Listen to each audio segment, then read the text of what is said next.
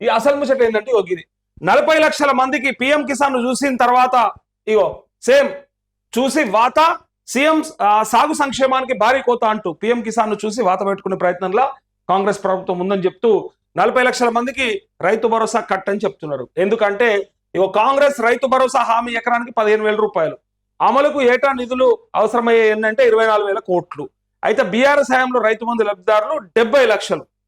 గతంలో మనం ఎన్నో సార్లు చూపించినాం వీళ్ళ మేనిఫెస్టోలో కూడా, బీఆర్ఎస్ మేనిఫెస్టోలో కూడా ఎన్ని లక్షల మందికి రైతు బంధు వెళ్తా ఉన్నది, ఆ రైతు బంధుకు ద్వారా ఎన్ని ఎకరాల భూమి ఎంతమందికి ఉన్నది అనేది ఒక 2 సార్లు మనం లెక్కలు చూసినాం. అయితే ఇక్కడ కూడా వీళ్ళు చెప్పేది ఏంటంటే బీఆర్ఎస్ హయాంలో మేము 70 లక్షల మంది రైతులకు ఇస్తే మీరు కాంగ్రెస్ ప్రభుత్వం ఈ కోతలు పోగా ఇచ్చేది 30 లక్షల మందికే అని చెప్పి వీళ్ళు ప్రయత్నం చేస్తా ఉన్నారు.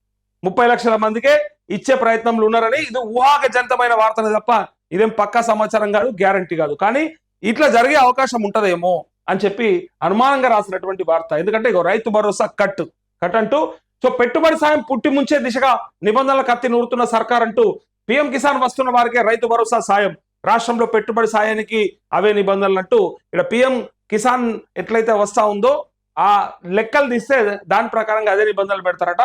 సో మోదీ విధానాలనే ఆదర్శంగా భావిస్తున్న రేవంత్ అసెంబ్లీ సాక్షిగా చెప్పకనే చెప్పిన మంత్రి తుమ్మల కేంద్ర ప్రభుత్వం పిఎం కిసాన్ సమ్మాన్ నిధి నిబంధనలను అసెంబ్లీ ముందు ఉంచడం దేనికి సంకేతం అంటూ ఇదే జరిగితే కుటుంబంలో ఒక్కరికే రైతు భరోసా 70 లక్షల నుంచి 30 లక్షలకు తగ్గనున్న లబ్ధిదారులు, ప్రభుత్వ రిటైర్డ్ ఉద్యోగులు, ఐటీ చెల్లింపుదారులు, డాక్టర్లు, లాయర్లు, ఇంజనీర్లు ఉన్న కట్ అంటూ రైతు భరోసా లబ్ధిదారులను 56% తగ్గించేలా కొర్రెలకు సిద్ధమవుతున్న సర్కార్ అని చెప్పి ఇక్కడ సాయం రాని వాళ్ళు వీళ్ళే, ఎవరికి రాదు అని చెప్పడానికి ప్రయత్నిస్తారంటే ఒక కుటుంబంలో ఎంతమంది రైతులు ఉన్నా సరే ఒక్కరికి మాత్రమే పెట్టుబడి సాయము చెప్తూ కనీసం 2 వరుస సంవత్సరాలు ఆదాయ పన్ను చెల్లించిన వారు ఒక్కరున్నా ఆ కుటుంబానికి రైతు భరోసా రాదు.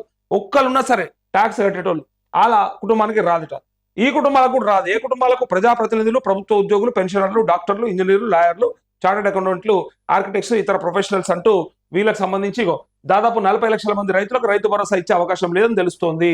అయితే ఇప్పటికే రైతు భరోసాపై అసెంబ్లీలో చర్చ నిర్వహించిన రాష్ట్ర ప్రభుత్వం ఈ పథకం అమలుకు కేంద్ర ప్రభుత్వం అమలు చేస్తున్న పిఎం కిసాన్ పథకం నిబంధనలు వర్తింపజేస్తామంటూ పరోక్ష సంకేతాలు ఇచ్చిందని రాజకీయ వ్యవసాయ రంగ వర్గాలు భావిస్తున్నాయి.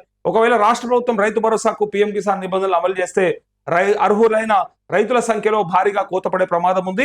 గతంలో బీఆర్ఎస్ సర్కార్ ప్రతి సీజన్ లో సుమారు 70 లక్షల మంది రైతు బంధు కింద పెట్టుబడి సాయం అందించింది.